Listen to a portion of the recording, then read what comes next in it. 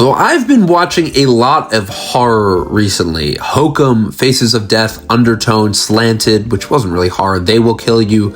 I've seen a lot of horror these past few weeks, and a lot of it's been good. Hokum is beautifully crafted. Faces of Death is really a confident little slasher that does everything right. Scream 7 was fucking shit, but Obsession, I just saw this.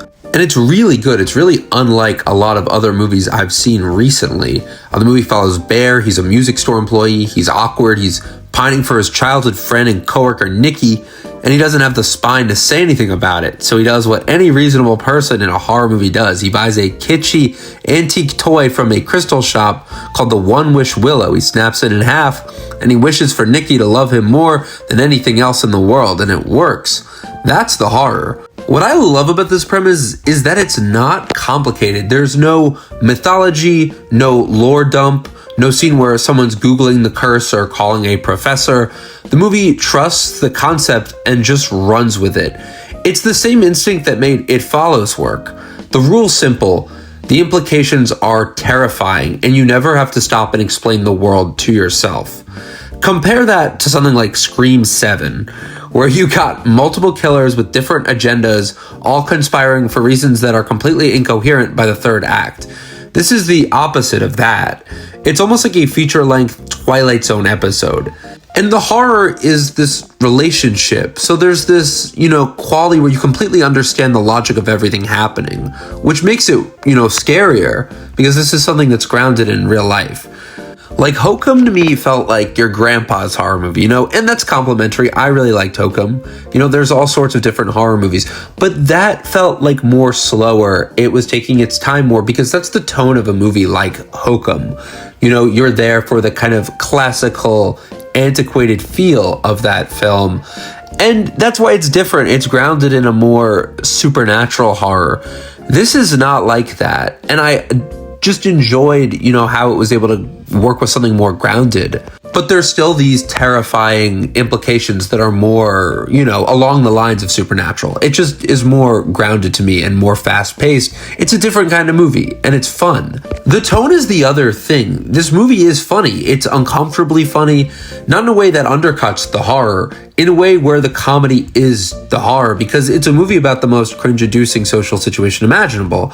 And Curry Barker, talks about leaning into that a lot. Like, I saw a bunch of interviews with him where he was talking about, they want to make this movie dark, uncomfortable, and funny. You're watching Bear and this having to deal with the consequences of getting exactly what he wanted. And it's hilarious and mortifying. And then it's also terrifying. And then it's funny again. It keeps you off balance the whole time. Faces of Death, which just came out, was fun. But this is like a different kind of fun. That was like 80s slasher having a blast with itself. This one has emotional stakes and it manages to be funny, which is harder to pull off than it seems. The characters in this are really good. Like, I really cared about the main character's friends.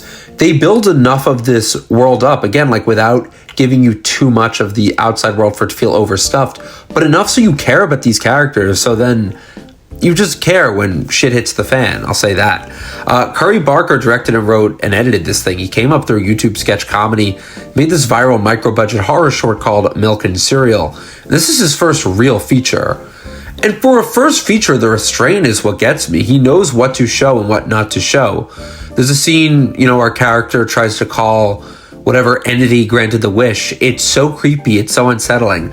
And the reason it works is because it gives you almost nothing, no answers, no explanation, just dread. And I was like, who is he on the phone with? Why does the person sound like Lester from GTA? The movie is really good at doing that, holding back just enough. Your imagination does the rest. Michael Johnston plays Bear, and he's really good at selling that specific awkward role, this role requires. You feel the guilt accumulating on him even as he tries to convince himself everything's fine. But let's be honest, the movie lives or dies on Indy Navarrete as Nikki, and she is extraordinary. She's been on Superman and Lois, but this is something else entirely. The whole film is asking her to do like 4 different things simultaneously. You have to be funny, be scary, be heartbreaking, be overwhelming, and she does all of them, sometimes in the same scene. She's so good, and it really did remind me of like Possession, Isabella Adjani.